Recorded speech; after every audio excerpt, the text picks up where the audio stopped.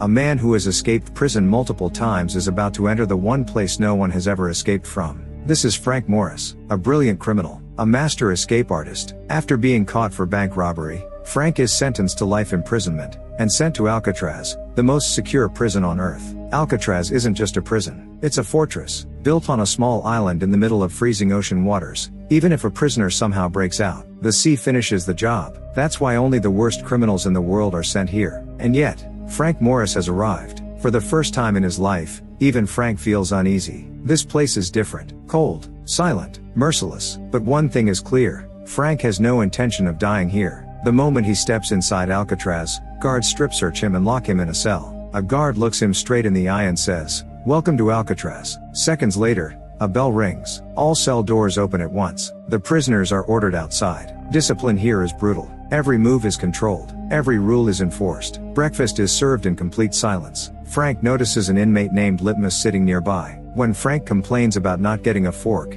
Litmus shuts him down fast. "This isn't your house. Eat what you're given." That's when Wolf shows up. Violent, unstable, feared by everyone. Wolf starts provoking Frank, thinking he's just another weak target. But Frank stays calm. During the meal, Litmus asks for extra food. Frank hands him his plate. Then Frank looks under the table. Litmus isn't eating. He's feeding a rat. That night, Frank is taken to meet the warden. The warden studies him carefully. He already knows who Frank is. "You're intelligent," he says, "but men like you come here all the time, and none of them ever leave." He explains the rules. Visitors, once every 2 months, only if he feels generous. Then comes the warning, "Don't even think about escaping, or you'll be destroyed." Frank smiles politely. "Of course, sir. Who would dare escape from a place like this?" But the truth is, Frank's escape plan has already begun.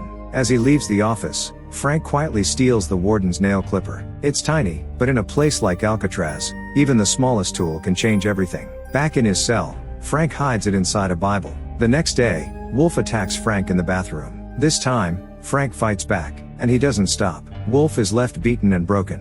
From that moment on, the entire prison looks at Frank differently. No one messes with him anymore. Soon, Frank is assigned work in the prison library. That's where he meets English, one of the oldest inmates in Alcatraz. English has spent decades here. He knows every rule, every guard, every secret. He even knows about Frank's fight with Wolf. English gives Frank books to deliver across the prison. In the yard, Frank meets Doc, a quiet artist who spends his days painting. Doc explains something important. A place like Alcatraz can drive anyone insane. "Painting is the only reason I'm still sane." Frank notices a flower in Doc's painting. Doc quietly says, "That flower is my happiness. It only exists on the canvas." Later, Frank approaches English and finally says what's on his mind. "I want to get out of here." English laughs. "This isn't a prison," he says. "It's a grave. The only way out of Alcatraz is in a coffin."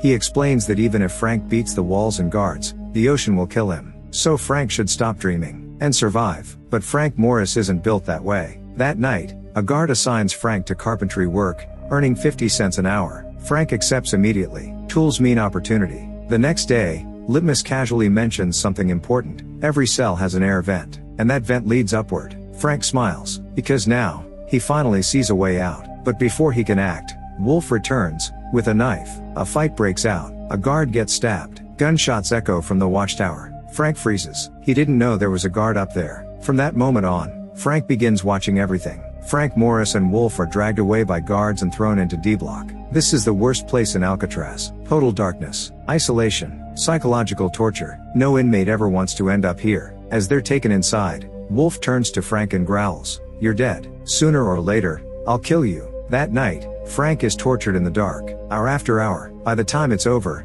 his body is barely holding together. 2 weeks later, Frank is finally returned to his cell. Waiting for him is a message. Litmus sends it, using his pet rat. It reads, "Welcome back." Not long after, a new inmate arrives. His name is Charlie. He's placed in the cell right next to Frank's. The two quickly bond, and Frank introduces him to the others. At the same time, the warden begins random cell inspections. No warning, no pattern. When he reaches Doc's cell, he freezes. The walls are covered with paintings, dozens of them. One even shows the warden himself. For a moment, the warden smiles. The next day, that smile turns cruel. He orders the guards to destroy every single painting. For Doc, this is worse than prison. Painting was the only thing keeping him sane. Now it's gone. Frank tries to comfort him. "They're just paintings. You can make more." But Doc doesn't hear him. The damage is already done. The next morning, Frank notices something is wrong. He quietly tells a guard, Please watch Doc. He's not okay. The guard doesn't care. Mind your business. Later, Doc is assigned to carpentry work with Frank. Without saying a word, Doc slips something into Frank's pocket. Then, he picks up an axe and cuts off 3 of his own fingers, screaming, "If I can't paint with them, I don't need them." Guards rush in and drag him away. Frank looks into his pocket. It's the flower from Doc's paintings. A final message. "They took my happiness." Frank calmly gathers Doc's severed fingers, places them in a box, and hands them to a guard. "Give these to your warden. He'll appreciate them." Later, alone in his cell, Frank notices something important. A cockroach crawls into the air vent. That's when it clicks. The vent leads somewhere. English later tells him the truth. Doc mutilated himself because the warden permanently banned him from painting. Frank is furious. That afternoon, visiting hours begin. Charlie's girlfriend arrives. At the same time, English's daughter comes to see him. English breaks down. His daughter has grown up without him. Meanwhile, Charlie hears devastating news. His mother is dying. She has only months left. That's when Charlie decides he's escaping too. That night, he tells Frank, "If you're planning something, I'm in." The 4 men meet in secret. Frank explains everything. Every cell's air vent leads to the roof. Salt water has weakened the concrete walls. He already has a nail clipper and has started digging. If he reaches the roof, they can plan the final escape. John raises a concern. What if guards notice we're gone at night? Clarence smiles. "We fake it. A prison barber can supply real hair. They'll build dummy heads and place them in their beds. Even if they're crawling through tunnels, guards will think they're asleep." One problem remains. The ocean. Frank turns to John. "You work in clothing. You have access to raincoats. The plan? Steal enough raincoats to make a raft and life jackets." Charlie wants a role too. Frank assigns him lookout duty. One digs, one watches. They begin that very night. But there's a problem.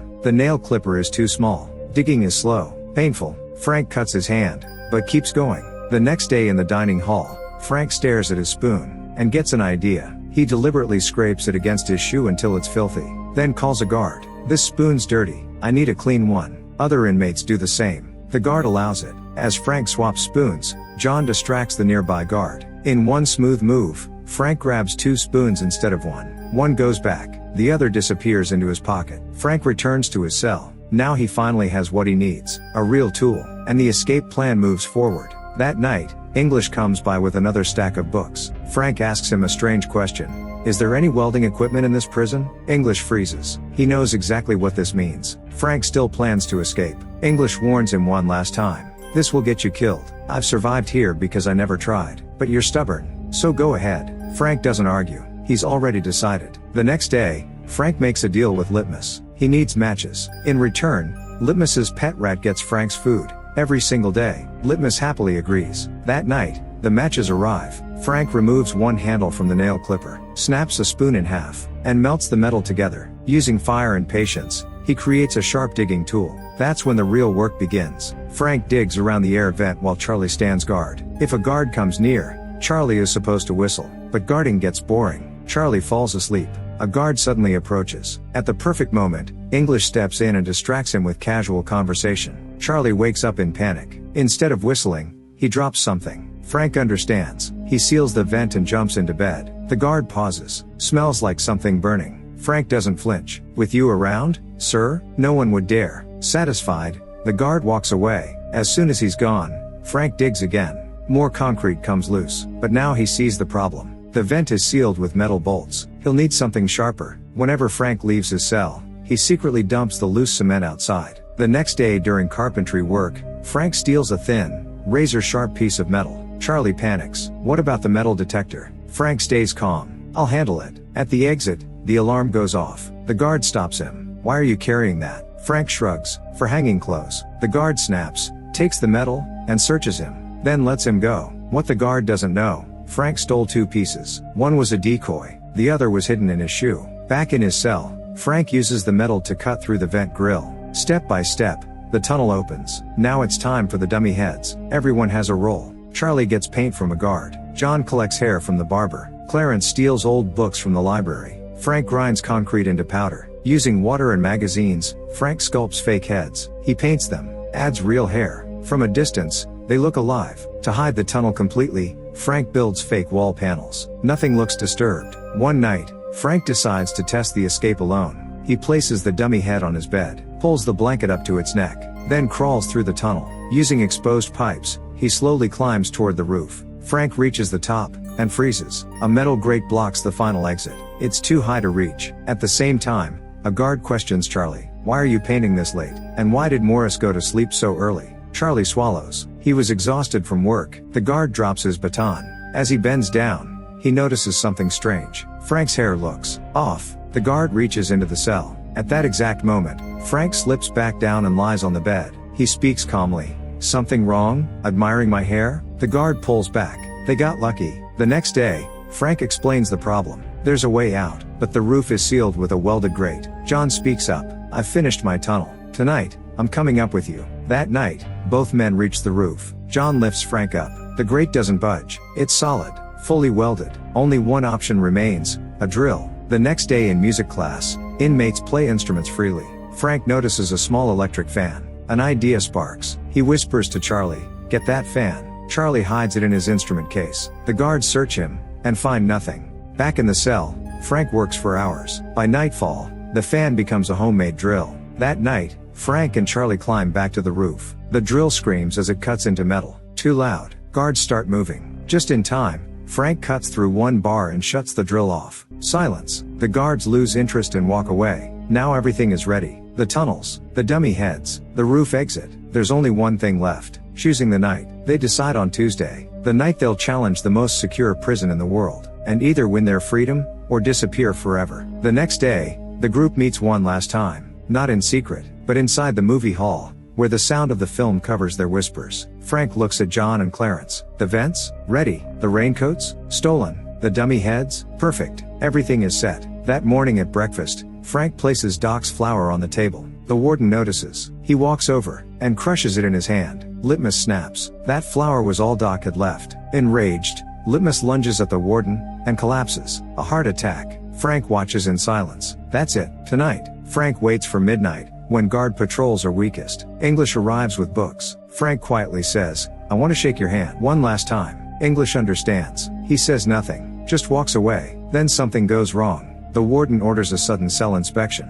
Frank's heart races. Months of work, about to be discovered. Guards search every inch of his cell. The bed, the walls, the suitcase. Nothing, because the tunnel is hidden behind a perfectly fitted fake wall. The warden leaves, frustrated. But before going, he gives an order. Tomorrow, move Morris to another cell. They're out of time. The same day, Wolf threatens Frank again. "Tonight is your last night." Frank smiles. "You're right." That afternoon, Wolf tries to stab Frank, but English steps in and stops him. Even now, English is helping. Night falls. The plan begins. Frank, John, Clarence, and Charlie are supposed to meet on the roof. One by one, they crawl through their vents. Frank makes it. John makes it. Clarence makes it. They wait. Charlie doesn't come. Minutes pass. Then more. Charlie is frozen in fear. Alone in his cell, he backs out. The others realize the truth. If they wait any longer, they all die. They move on without him. Too late, Charlie changes his mind. He climbs to the roof, but now he's alone, and he can't reach the exit by himself. Fear costs him everything. Meanwhile, Frank,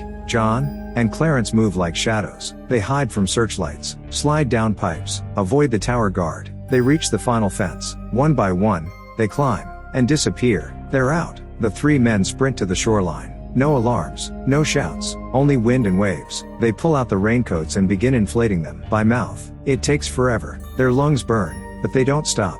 Finally, the makeshift raft takes shape. They push it into the freezing water, and vanish into the darkness. Morning comes. A guard begins routine checks. Everything looks normal, until he reaches Charlie's cell. Charlie stands there, haunted. A guard asks, "Why is your friend sleeping so long?" He walks to Frank's cell, calls out. No answer. Annoyed, the guard opens the door and grabs Frank by the hair. The head falls off. The guard freezes, because Frank Morris isn't there. Only a dummy head lies on the bed. Sirens erupt. The entire prison locks down. Search teams scour Alcatraz. Then the ocean. No bodies are found. The warden tells headquarters, they drowned, but no one believes him. Deep down, neither does he. Frank Morris becomes a legend. A year later, Alcatraz is shut down forever, because the world now knows the truth. No prison is perfect, and even the strongest walls can be beaten by patience, by intelligence, by refusing to give up. And that's how the impossible escape from Alcatraz became history.